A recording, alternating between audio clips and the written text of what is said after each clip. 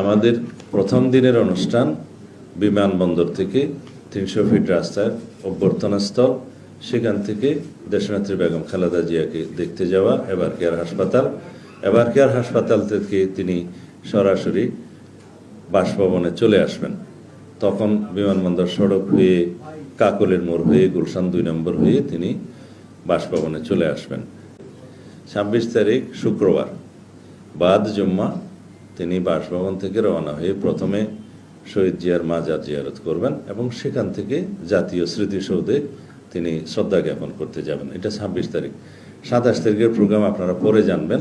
সেদিন অন্যান্য অনুষ্ঠানের মধ্যে আমি শুধু আপনাদেরকে আগাম টাইমিং ছাড়া এখন বলতে পারি যে আমাদের সেদিনের অনুষ্ঠানের মধ্যে ২৭ তারিখে তিনি এনআইডি কার্ড এবং ভোটার হওয়ার সমস্ত কাজগুলো সেদিন করবেন। এরপরে শহীদ উসমান হাদির কবর জিয়ারত করবেন এবং যাওয়ার পথে তিনি পঙ্গু হাসপাতালে জুলাই অভ্যুত্থানের যে কর্মসূচি, পঙ্গু হাসপাতালে যাওয়া, তাদেরকে দেখতে যাওয়া সেটা, এবং এরপর আরেকটি অনুষ্ঠান হবে, সেটা এখনো আমরা বিস্তারিত ঠিক করি না, আপনাদেরকে যথাসময়ে জানাব।